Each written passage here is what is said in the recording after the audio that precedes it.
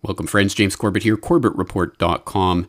If you have followed the Corbett Report really at any point over the past 9 years, you will know that this website's raison d'etre in many ways is to expose the mainstream media liars. The lies by omission, the lies by commission, the lies by taking decontextualized facts and putting them together in misleading ways, all the various ways that the MSM lies to your face each and every day.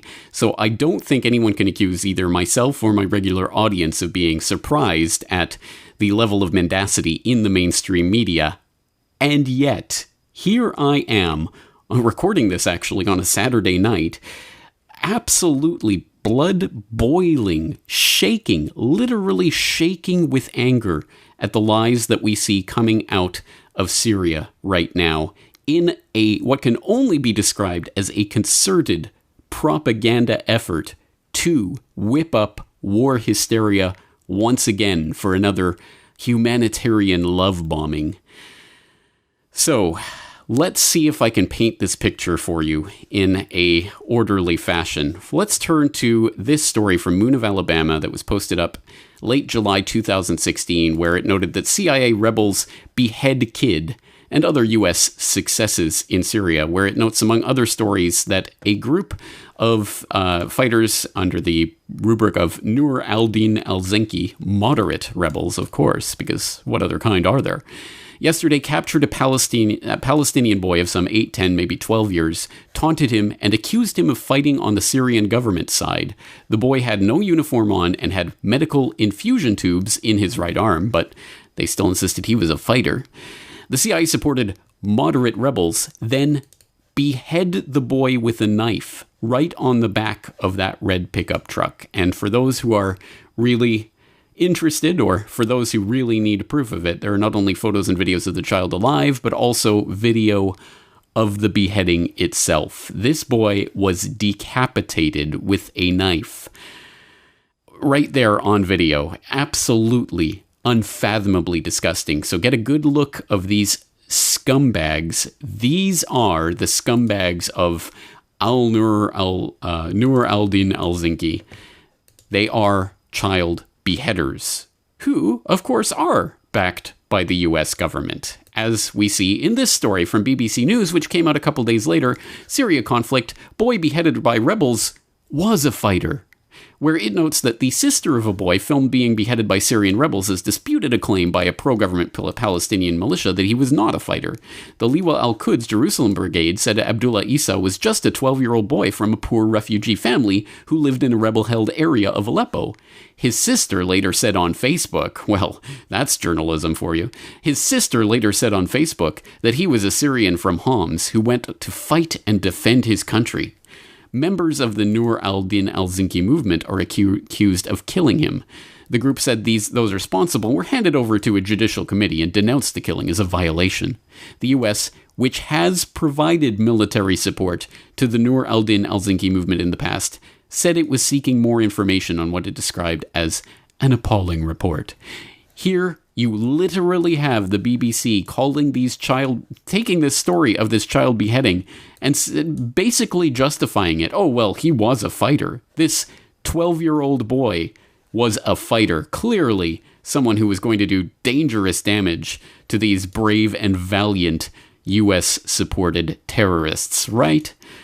Well, of course, they were just following the State Department line on that, as usual, being good stenographers for the powers that shouldn't be. If we can prove that this was indeed what happened and this group was involved, it would give us pause about any assistance or, frankly, any further involvement with this group, State Department spokesman Mark Toner told reporters. And in case you think, oh, well, maybe this was just in the fog of war, it was only a couple of days after the incident, the State Department didn't really know the details, maybe once they figured everything out, they ultimately denounced Nur al-Din al-Zinki and called them out as the child beheading scum that they are. No.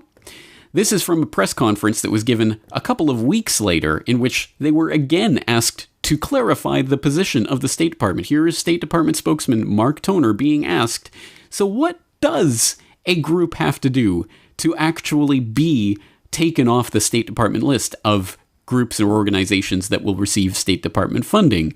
How about beheading a child? Would that count? It's been said that the State Department is also investigating allegations. I mean, there's a video of this group beheading a 10-year-old Palestinian boy. Yeah, how are those investigations going? Has there been any result? Yeah, so we did talk about that. We were looking into those that incident. Obviously, we condemned if it were true. I know that the group itself said that they had also made some arrests and then set up a commission of inquiry into the incident. I don't have any updates at this point in time, but I can certainly check and get back to you. So what does a rebel group in Syria have to do to not receive U.S. funds any longer? What is the line that they must cross? What kind of controversial incident must take place for a group to stop receiving U.S. funds? Well, here, Mark, let me give you a help with this answer. The answer might go along the lines of something like, well, I can't say specifically, but maybe beheading a child might be where we draw the line. If you're a child beheading terrorist scum, we might stop supporting you. That's the answer we're looking for here, Mark. First of all, there's a lot of vetting of the Syrian moderate opposition that has already taken place. And it's not just by the U.S., but it's by... etc., blah, blah, blah, moderate opposition. I think you see where that answer is going. Anyway, of course he doesn't say that beheading a child will actually invalidate this group from receiving any more State Department assistance. And don't take my word for it. Please do go read through the transcript of this briefing and that question and answer specifically. I'll put the link in the show notes, of course, so you can go and check it out. But yes, they are unwilling to distance themselves from this group of child beheaders. So that's just the way things roll in Syria. And here's a pretty good example of how the media has gone absolutely bending itself over backwards and into pretzel knots, trying to get you to de-link yourself from basic human morality. Oh, it's all right, they beheaded that child because he was a fighter.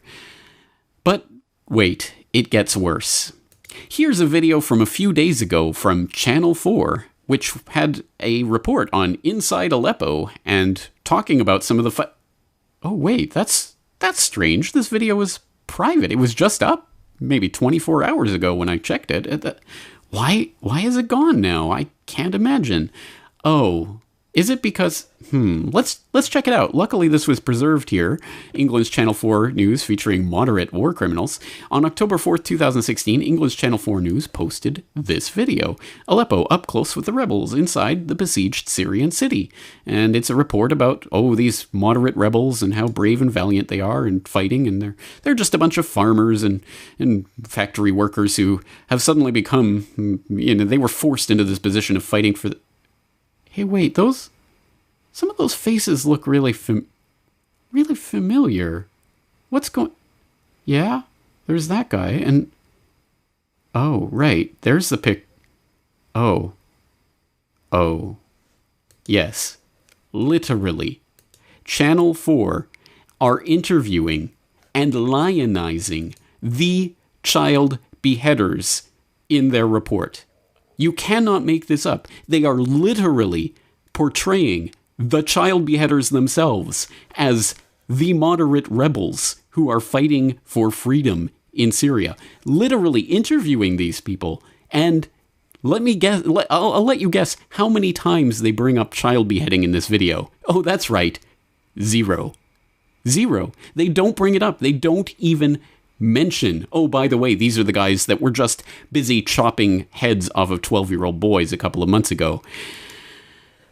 This is why it's private. This is why this is now a private video. They took it off their channel because, and I wish I could have shown this to you, but I didn't screenshot it at the time. It was massively, almost 100% thumbs down, and every single comment was calling out Channel 4 for portraying these child beheaders as valiant freedom fighters. Every single person in the comment section was denouncing Channel 4 for this. So no one was buying the propaganda this time around, but they still ran with it. They still went with it. They're now trying to distance themselves from it, apparently, but they had this report up on their YouTube channel. And this is just the way this propaganda rolls. Now, obviously, Aleppo has been one of the central parts of this whole Syria propaganda humanitarian love bombing story for a while now. So if you need to get caught up on it, you might remember, for example, Aleppo Boy and this picture that went around the world and was on the front page of every newspaper with this boy in the ambulance. Well, Truthstream Media has a good breakdown of that story, and again, how it relates to the photographer who took this picture, who was also the photographer that they showed in that picture with the headband, who was taking a selfie with the child beheaders. This guy, who is literally the guy who took that famous photo, literally taking selfies with the child beheaders. This story is so insane that it almost it beggars description how they can just throw it in your face like that. But that's the way these stories roll. Another great source of information on what's going on in Aleppo, Christoph Gehrman at New Great Game, has this great tweet. You really should follow him on Twitter. He has great information, but this tweet alone is worth it. He breaks down what's happening in Aleppo. 2011, rebels find no support in Aleppo. The opposition couldn't get the people of Aleppo to rise up against the regime, so they sent busloads of people to Aleppo. These people would burn something on the streets and leave. Journalists would take pictures of this and broadcast it saying Aleppo has risen. So that was the phony uprising, quote-unquote, in Aleppo in 2011. 2012, the rebels invaded Aleppo, and in 2016, the rebels are actively stopping people from leaving Aleppo because they need human shields for this humanitarian love bombing propaganda campaign. And of course, it's all blame Assad, because it's all Assad's fault somehow that the rebels are killing people and stopping people from leaving and creating phony uprisings in cities that weren't being subject to uprising. So that's really Aleppo in a nutshell. There was no support for the rebels. The rebels invaded the town. Now the rebels are stopping people from leaving, and they blame it on Assad. If you need more information about what's happening in Syria, there was this great breakdown of the Syria ceasefire breakdown that happened just in the last few weeks, and what that means and how it came about. Syrian Girl doing a great overview video here that's really must watch if you're new to all of this information. If you're seeing the propaganda that's spewing out about the white helmets, the valiant white helmets in Syria, who are up for a Nobel Peace Prize and need to understand what's really behind that, this episode of Crosstalk breaks that down for you. You have Patrick Henningsen and Vanessa Beeley and Eva Bartlett on talking about the propaganda going on about the white helmets and how they are not what they are being portrayed to be, and the idea of giving them a peace prize is only appropriate if it puts them in the category of war criminals like Kissinger and Obama.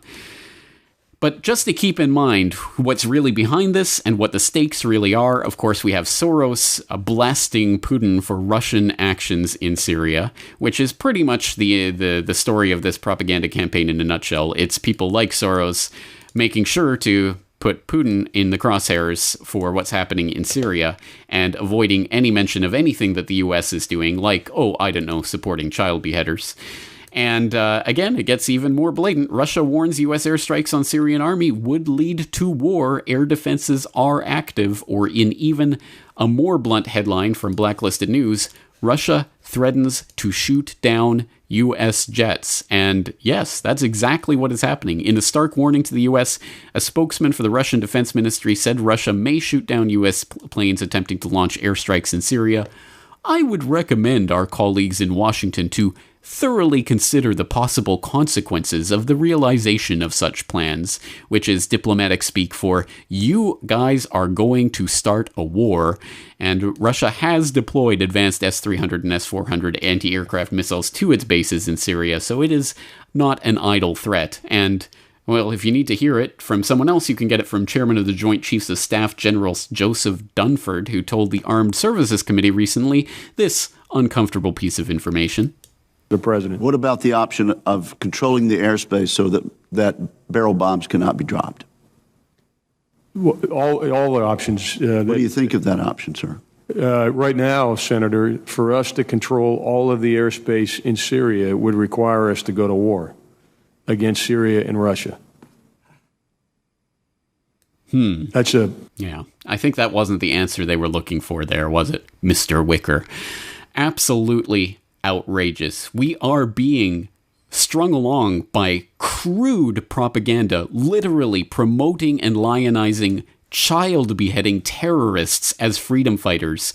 If this sounds familiar, it's because this is the exact same script that has been playing out for decades now, and we can go back at least to the Taliban and the Afghan war and all of that nonsense that happened in the 80s. So history repeats, and the first time as tragedy, the second time as farce. Well, I don't know what we can even call this, as this is probably the 100th iteration of this piece of history, and it looks like it's only getting more nightmarish by the day. If there is any bright spot in this, it is that, as I say, this YouTube video, which now has been yanked, really was flooded with comments of people absolutely disgusted with Channel 4 for promoting those child beheaders, as they should be, and showing that no one, literally no one in the comment section was buying the propaganda.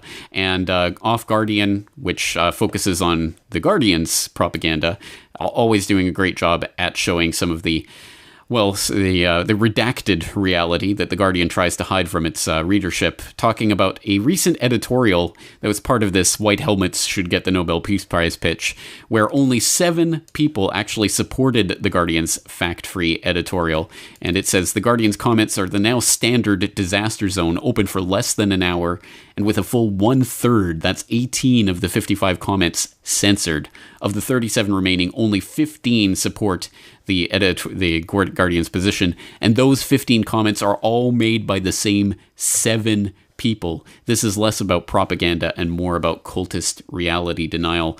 Again, I'll throw the link into this and every single one of these articles and videos in the show notes so that you can go and read through that for yourself. But suffice it to say, the humanitarian love bombing propaganda is ramping up. We have seen this script before, and we know where it leads. And I want the liars in the mainstream media who are literally venerating the child beheading terrorists as part of this propaganda campaign to know that the blood of all of the innocent civilians who could and would be slaughtered in any such full-scale invasion and full-scale military conflict with Russia, all of that blood is on the hands of the mainstream media liars who are propagating these lies. That is not something to take lightly, and I hope that these people who are propagating these lies know what that really means. Please get this information out to everyone that you know who is still trapped in the mainstream media vortex of lies. There are far too many people who know nothing whatsoever outside what the boob tube, the television tells them each and every day, and we have to confront that. Once again, all of the links to all of these stories and videos will be in the show notes for this video. Please get this information out to others, and please start following people like Christoph Gehrman and Syrian Girl and the people over at 21st Century Wire, Activist Post, Blacklisted News, all of these resources, because these are the people who are exposing the lies. James Corbett, CorbettReport.com.